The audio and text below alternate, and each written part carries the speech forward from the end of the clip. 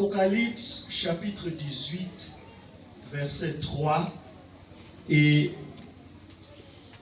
verset 4. Verset 2 et verset 4. Il est dit, alors il cria d'une voix forte, en disant qu'elle est tombée. Elle est tombée. Qui est tombé? C'est Babylone qui est tombée. Et j'entendis une autre voix qui disait, sortez du milieu d'elle, mon peuple.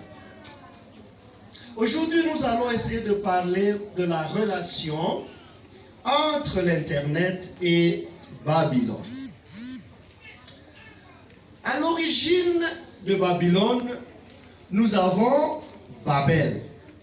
Et si nous lisons dans Genèse, le chapitre 11, au verset 6, alors Dieu dit, voici que ces peuples forment un. Ils sont tous un. Et ils parlent la même langue.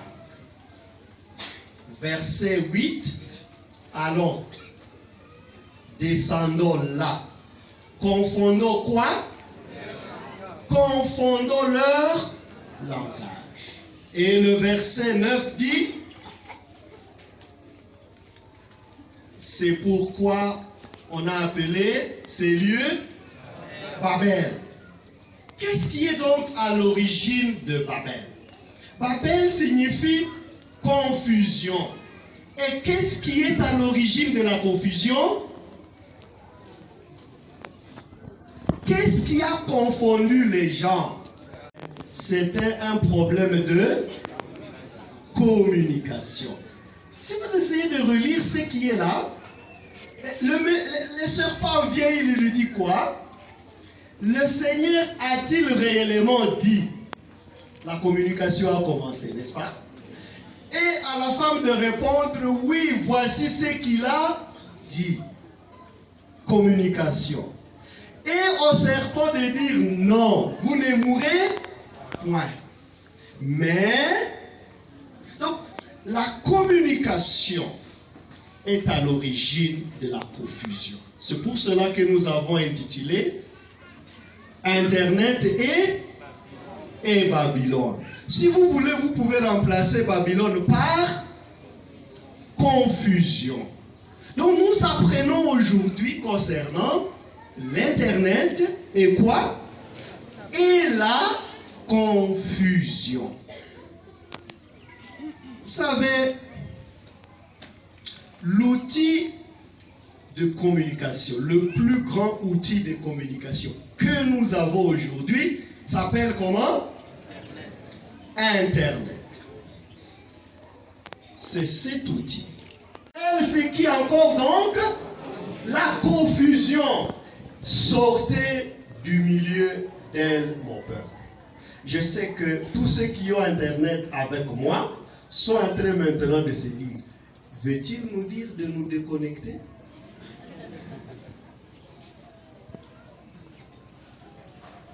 Veut-il que nous abandonnions Internet?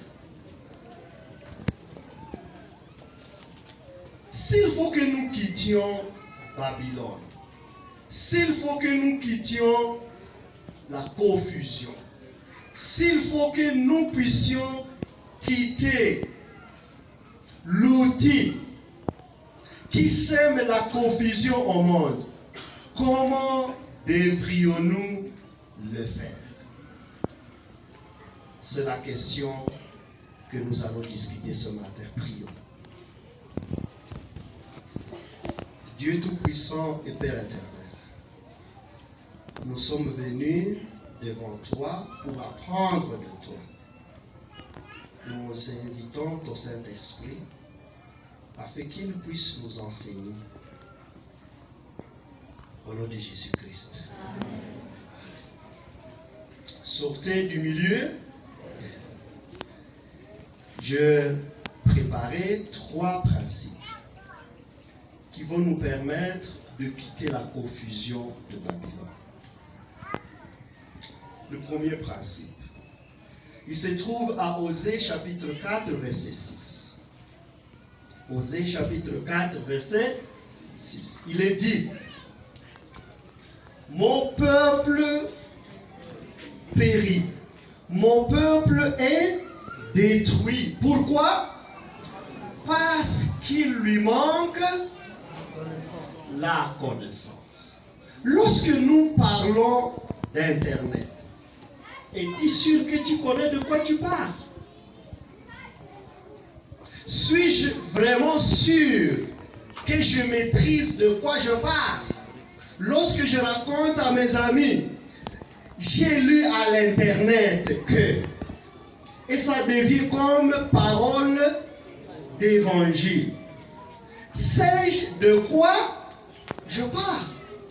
Mon peuple périt par manque de connaissance. Parfois, nous nous lançons dans des mouvements, mais comme nous manquons la connaissance de ce à quoi nous nous engageons, alors nous sommes voués à la perdition. Ce matin, je voudrais que nous puissions savoir ce qu'est Internet.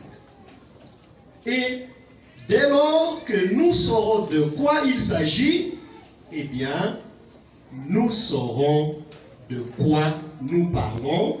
Et s'il faut que nous quittions la confusion, alors nous saurons qu'est-ce que nous quittons. Parce que tu peux croire que tu as quitté alors que tu es encore là. Avant même que nous puissions définir Internet, exploitons Internet, utilisons Internet. Je sais que vous avez Internet avec vous là-bas. Quelqu'un peut tout simplement prendre son dictionnaire, le dictionnaire qui est dans son outil Internet, et qu'il puisse taper le mot dimanche. Prends ton logiciel dictionnaire et tape le mot dimanche. Voici ce que moi j'ai trouvé dans le mien. Dimanche, nom masculin, qui signifie? Est-ce que nous sommes ensemble? Le tien, qu'est-ce qu'il a dit? Si tu veux, tu peux tout simplement faire Google, et tu dis dictionnaire, tu l'auras. Dimanche, 7e jour de la semaine, qui succède à consacré au repos. Dans quelle civilisation? Sommes-nous chrétiens? Et c'est ça ce que nous croyons? Confusion.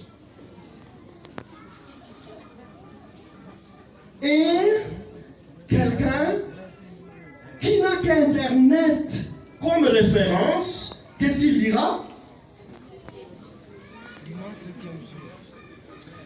J'ai un petit dictionnaire à la maison, celui que mon père m'avait donné. Il ne m'a jamais dit ça. Mais malheureusement, le dictionnaire que j'ai acheté pour mon fils dit ça.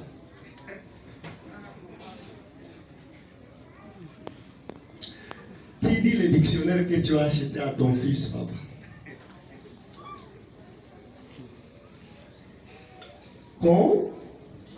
Confusion.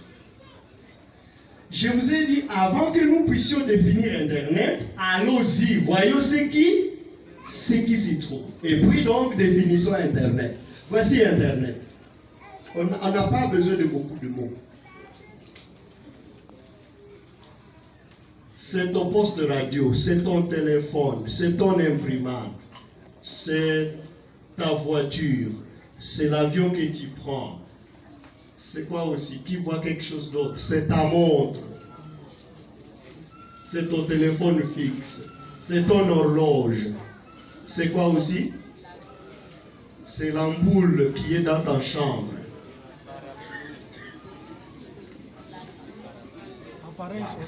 C'est tout ça connecté ensemble qui forme ce que nous appelons Internet. Alors quand tu dis Internet a dit, tu as dit qui a dit? Tu as dit, mon téléphone que j'ai avec moi a dit. Ce n'est pas Dieu qui est là qui a dit, non. Voici ceux qui sont derrière. Derrière le téléphone, derrière le... Il y a des gens. Et tenez, ces gens que vous voyez là, ils sont de toutes les catégories. Les vieux sont là, les jeunes aussi. Les bons, les mauvais. Ceux qui marient une femme, ceux qui en marient, ils sont là. Les hommes justes et les injustes. Les voleurs et les honnêtes. Les célibataires et les mariés. Ils sont tous là. Et chacun fait quoi? Et chacun communique. Voilà ce qui en fait la confusion. Et chacun, devant son ordinateur, devant son téléphone, il transmet ce qu'il a. Et quand cela nous arrive, quand cela vous arrive, vous dites, Internet a dit. Et il y en a même qui disent, non, mais on a lu ça à l'Internet, tu discutes pourquoi?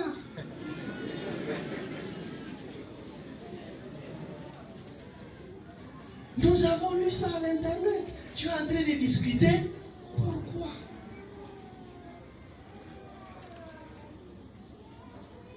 Chers frères et sœurs, Internet n'est autre chose que l'interconnexion de moi et toi. Je sais que vous êtes bien connectés, très bien connectés même. Il y en a qui sont connectés à 520 002 groupes à l'Internet. Moi, j'avais reçu une vidéo. Et vous savez, quand j'ai vu la vidéo, on a dit, voici ce qui se passe à Béni. Quand j'ai fini la vidéo, j'étais à pleurer. Mais en bas, quelqu'un a dit, non, ça c'est une vidéo du Cameroun.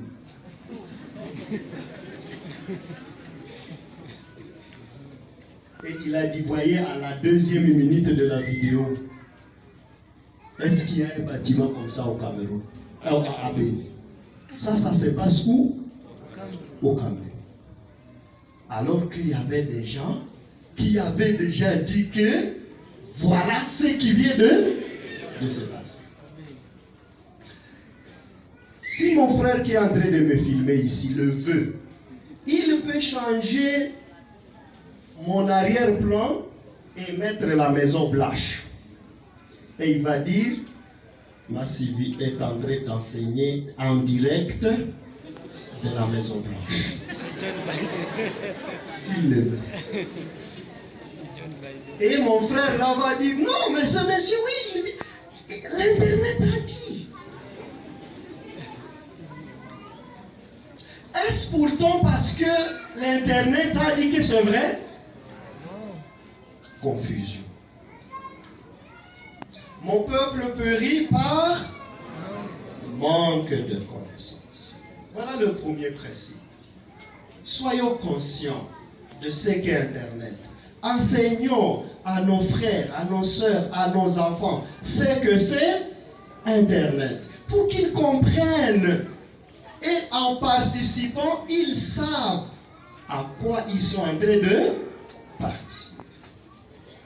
Principe numéro 2. L'Internet a des dangers. Je ne vais citer que quelques-uns. Prenons conscience des dangers de l'Internet. Si nous voulons quitter Babylone, la première chose, c'est connaître ce que c'est l'Internet, n'est-ce pas? Et la deuxième chose, ayons conscience de quoi? Des dangers qui sont là.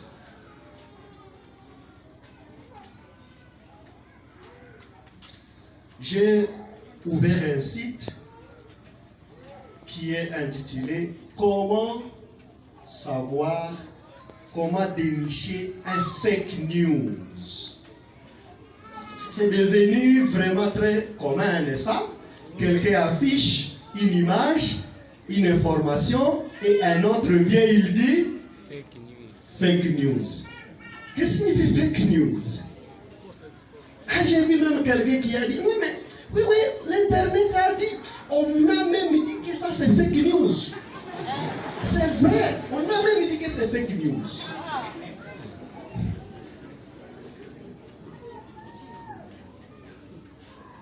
L'internet, comme habité par toute cette communauté dont nous parlons, le plein de ce que nous appelons les mensonges, les demi-vérités et les contre-vérités.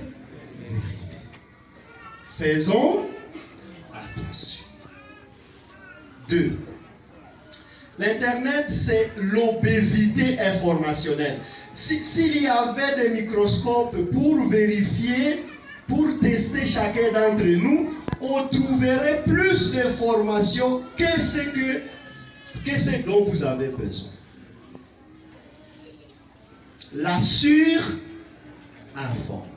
Les gens ont beaucoup d'informations qu'ils sont incapables de traiter cette information. Dieu nous a créés avec des limites. Notre tête a une limite de stockage, notre tête a une limite de traitement. Lorsque nous avons plus d'informations à traiter que ce qu'il en faut, alors c'est là que nous prenons les mauvaises décisions. Alors, c'est là que nous perdons notre contrôle. Un autre vous dit non, voici ce qu'il y a. Un autre vient. Et non, plutôt c'est non. Et puis, vous perdez votre contrôle. Les gens sont dépassés. Vous les trouvez en route. Et vous les saluez. Ils disent non, bah, ça ne va pas. On vient de dire aussi. On a dit aussi encore hier. Une surinformation. Et cela, malheureusement, entraîne la réduction de nos performances intellectuelles, spirituelles, de travail. Si vous consultez les statistiques des gens qui sont licenciés, il y a un très grand pourcentage, 20 à 30, sont licenciés pour improductivité à cause de l'Internet. 20 à combien de pourcents? 30% licenciés pour improductivité. Non-performance à cause de Internet. Les gens sont plus concentrés. Les gens sont toujours la tête baissée. Et malheureusement même à l'église. Les relations sociales sont complètement détruites par Internet. J'ai vu une vidéo d'une maman psychologue. J'espère que vous l'avez aussi vue. Les enfants étaient bien assis au salon, chacun concentré sur son smartphone.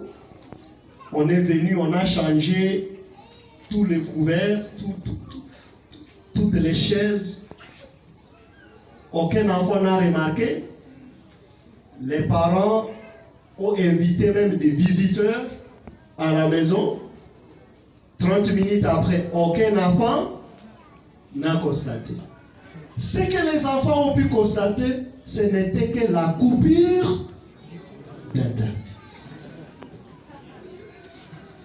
Quand on a coupé l'Internet, ils se sont étonnés que leur maison qui était blanche est devenue bleue. Et que les chaises n'étaient plus là. Mais une heure après, avant ça, ils ne pouvaient pas. Essayez de saluer les enfants là. Tu les salues, bonjour. Bonjour. Comment ça? Oui, ça. Et ils sont toujours concentrés. Sur quoi?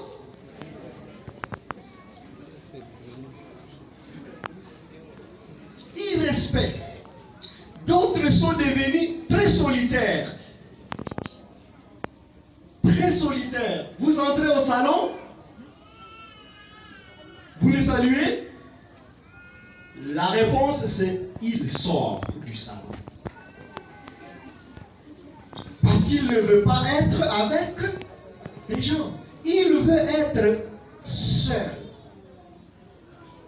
Il a des choses à voir. Il a des films à assister. Il a une série à compléter.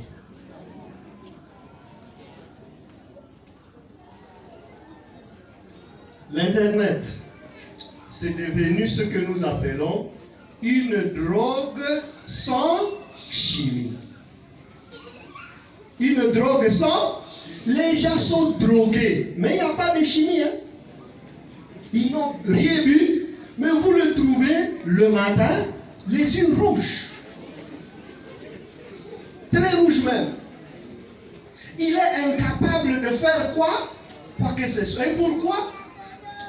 Il a reçu 112 messages sur cours de grand, 300 messages sur Élite, 500 messages avec des vidéos inclus, et il n'a dormi qu'à 4 heures. N'est-ce pas? Et Jean de l'Apocalypse de dire quoi, les amis? Sortez du milieu.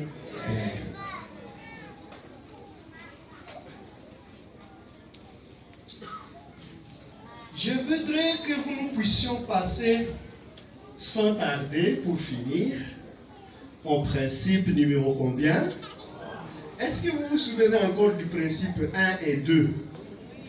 1 dit, mon peuple périt par manque de connaissance. Et j'espère que vous n'allez pas périr, que nous n'allons pas périr parce que nous connaissons. 2, c'était prenons, ayons conscience de quoi? Des dangers que présente cet outil-là. C'est un très bon outil, mais il a des dangers. Troisième principe, c'est le principe biblique de communication. La Bible nous apprend comment nous devons communiquer. Prenons nos Bibles. Samuel, 2 Samuel, 18, 19 à 32. Nous allons très vite parce que le temps avance. Le contexte est que le peuple d'Israël est en guerre civile, comme nous en avons une guerre civile chez nous. Absalom est en guerre contre son propre père. Voilà le contexte. Alors un jour, le jeune Absalom, les cheveux sont accrochés dans un arbre et Joab ne respecte pas le mot d'ordre de David. Il fait quoi? Il tue Absalom. Alors, le verset 19.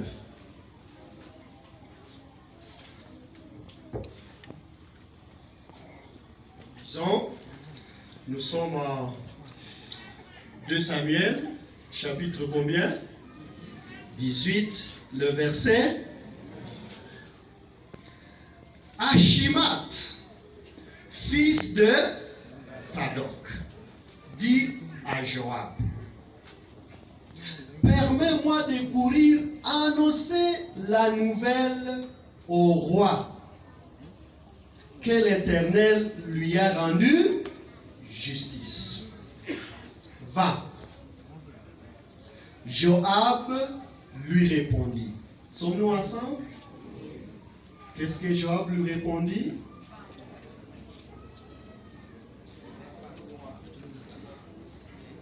ce n'est pas toi qui dois faire quoi? Qui doit porter les nouvelles. Voilà le premier principe de la communication. Avant que tu ne communiques, tu es devant ton téléphone, tu es devant quelqu'un, tu veux communiquer un message. Vrai soit-il, vérifiable soit-il. La première question que nous devons nous poser, c'est: suis-je vraiment la personne indiquée pour ce message? Le plus souvent, nous recevons le message. Ce n'est pas encore un problème. Mais le grand problème, c'est que nous faisons quoi? Vous savez, vous connaissez le bouton que nous cliquons, non? C'est quoi? Transfert. Ou à 10 personnes, à 20 personnes, à 10 groupes. La question est celle-là. T'es-tu posé la question si tu étais là, la personne indiquée pour transmettre ce message? Joab a dit à Achimat: pardon mon fils, c'est pas toi qui dois transmettre ce message. Verset 21. Joab se tourne vers qui? Vers un Éthiopien dont le nom est mentionné là-bas. Couche, un Éthiopien. Et il lui dit: toi, fais quoi? Va. Deuxième principe. Et ce principe dit quoi? Laisse les Éthiopiens annoncer. Est-ce que toutes ces nouvelles sont pour les chrétiens, sont pour les adventistes? Est-ce qu'on vous a dit que c'est nous qui devons transmettre de tels messages? Laissons les Éthiopiens faire quoi? Annoncer leur message. Nous avons notre message. C'est la bonne nouvelle. Comment nous nous sommes transformés en Éthiopiens? Il y en a même des gens qui nous menacent dans des groupes. Nous allons vous supprimer. Vous ne faites pas quoi? Vous ne réagissez pas. N'aie pas peur. Laisse les Éthiopiens annoncer les messages.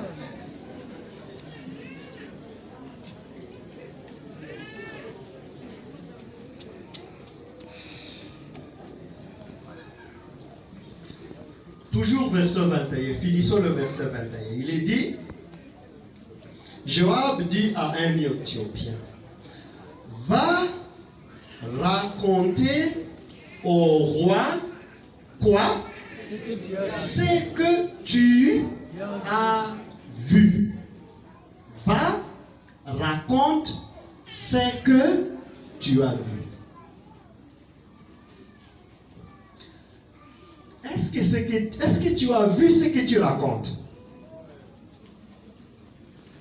Hein, Asien? Est-ce que nous avons vu ce que nous racontons? Ah non, il y a ceci, il y a cela, transfert, création. Est-ce que nous avons vu? Le principe nous dit: raconte ce que tu as vu. Si tu n'as pas vu, tais-toi. Point. Et trait. Tu n'as rien vu, tu racontes quoi?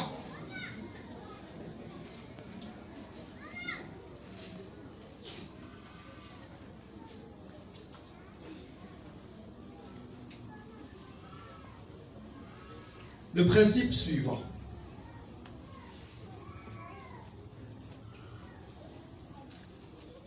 Le principe suivant, il est au verset 23.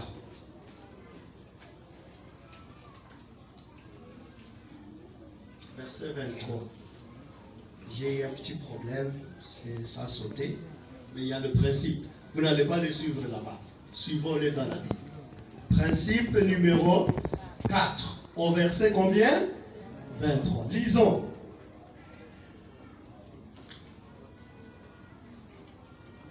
Non, verset 22. C'est le même Achimat, fils de Zadok, qui a fait quoi? Zadok revint à la charge et insistant auprès de Zadok. Et il dit, advienne que pourra, laisse-moi courir derrière cet Éthiopien. Ah. C'est quand même sérieux, non? Il a dit, laisse-moi aller raconter l'histoire. On lui a dit quoi? Non, mon fils, c'est pas à toi de faire, d'annoncer des nouvelles aujourd'hui. On a envoyé qui? Couche l'Éthiopien. On lui a dit, va, raconte ce que tu as vu. Ashmat revient, il dit, advienne que pourra. Laisse-moi aussi. Parfois, nous sommes des vrais Achimat. L'histoire est déjà racontée. Les Éthiopiens ont déjà raconté. Et nous nous disons, advienne que nous allons aussi. Et même cet outil-là nous dit, ce message a déjà été transféré plusieurs fois. Et nous nous disons, advienne que pourra. Laisse-moi.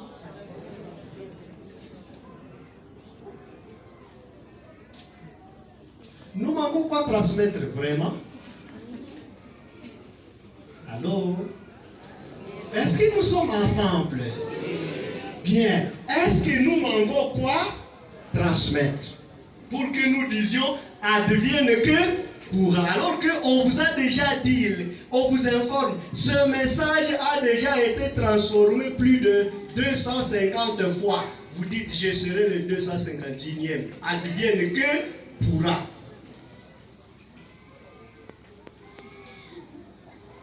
Joab n'avait plus de choix. C'est ce que Dieu fait toujours. Lorsque vous voulez vous entêter, Joab lui a dit, pourquoi? Il a dit non, laisse-moi aller. Finalement, au verset 23, eh bien, cours donc, lui dit Joab. Transmettez vos messages comme vous voulez aussi être de ceux qui font quoi? De ceux qui les transmettent. Principe numéro 5. On va finir bientôt, ne vous inquiétez pas. Principe numéro 5 de la communication biblique. Nous sommes au verset 24.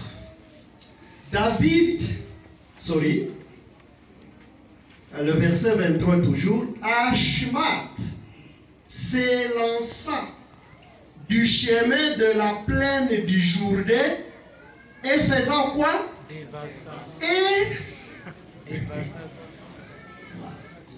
Et dépassa. L'Éthiopien était déjà parti 5 minutes avant.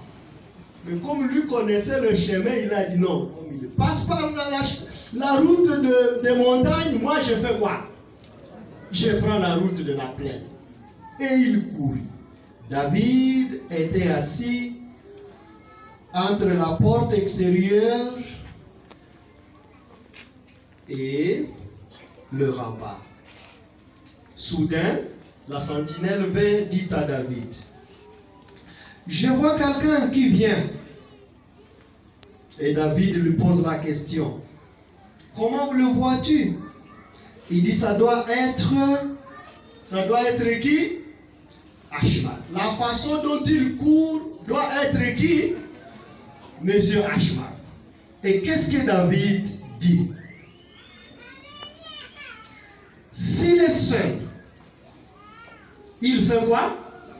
Il apporte quel type de nouvelles? Des bonnes nouvelles. Le principe est simple. Même l'entourage, même nos amis qui sont avec nous sur Internet nous connaissent très très et ils attendent de nous quel type de message? Pas les messages que nous transférons. Parfois ils s'étonnent et d'autres même nous écrivent une box et vous disent: ah, toi aussi, tu as aussi transmis cette vidéo. Pourquoi ça? Parce qu'ils ne s'attendent pas que ce soit nous qui faisons quoi? Qui transférions de tels messages.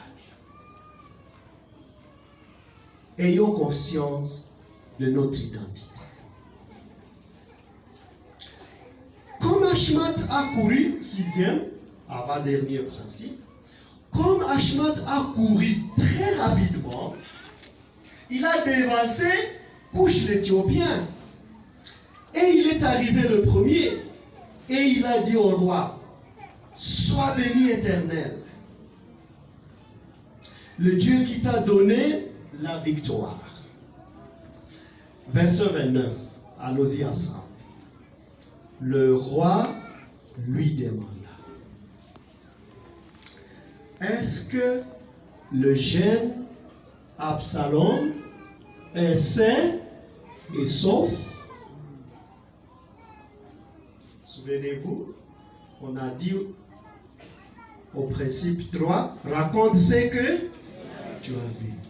On lui pose une question simple, claire, limpide. Est-ce que le jeune Absalom est sain et sauf? Et voici la réponse. Ashmat répondit: au moment où Joab m'a envoyé vers toi, en même temps qu'un autre serviteur, j'ai vu qu'on s'agitait beaucoup, mais je ne sais pas ce qui s'est passé.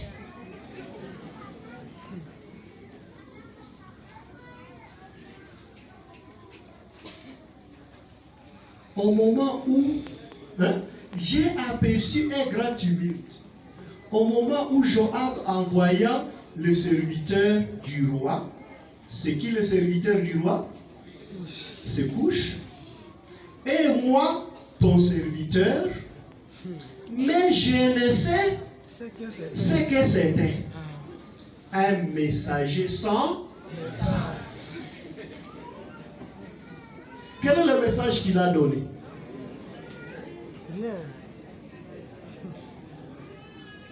Est-ce que tu peux décoder ce message? On lui pose une question claire, nette, simple. Est-ce que le jeune Absalom est sain et sauf? Ah, au moment qu'on a envoyé l'autre là, moi aussi ton serviteur, j'ai aperçu quelque chose, mais vraiment je ne sais pas ce que c'est. Et le monsieur a couru je ne sais combien de kilomètres pour ça. C'est ce que nous faisons souvent. Vous transférez quelque chose et quelqu'un vous dit vraiment, qu'est-ce qui se passe là-bas? Ah non, moi aussi je suis à Kirumba. Je ne sais pas vraiment, mais on raconte que bon, on verra ce qui va se passer. Messager sans message. Lorsque nous sommes prêts à raconter, nous devons raconter ce que nous avons vu. Ne racontons même pas ce que nous avons entendu. Nous avons fait un test quelque part. J'ai chuchoté à quelqu'un qui était ici un petit mot. Et à la fin du sermon, j'avais demandé à celui qui était au fond. J'avais oublié ce matin, excusez-moi. Le message que j'avais donné à celui-ci, en arrivant à la fin, c'était un message tout à fait différent. N'ayez donc pas foi à ce que vous avez entendu. Racontez ce que vous avez vu.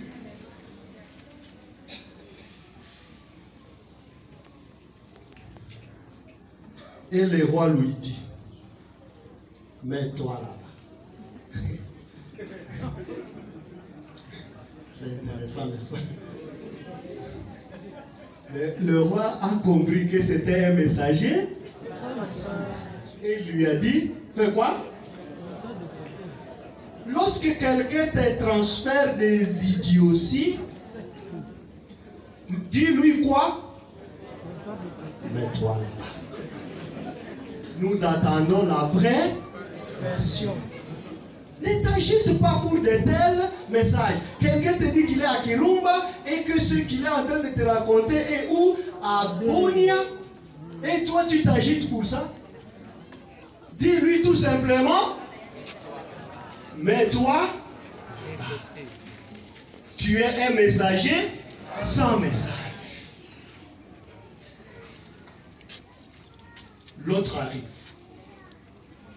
Celui à qui on a dit, raconte ce que tu as fait. Il arrive.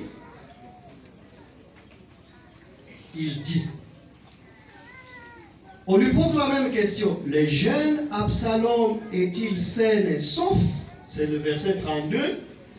L'Éthiopien répondit que tous les ennemis de mon Seigneur, le roi, et tous ceux qui se révoltent contre toi pour te faire du mal subissent le même sort que ce jeune Absalom. Code.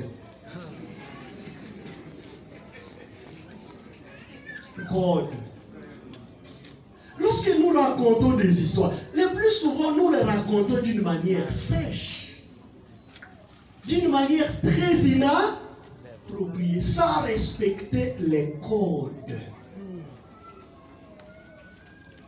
Est-ce que le roi a encore demandé une autre question? Tout ce qu'il a fait, il a compris que le jeune Absalom est mort. Racontons ce que nous avons vu, mais avec tact.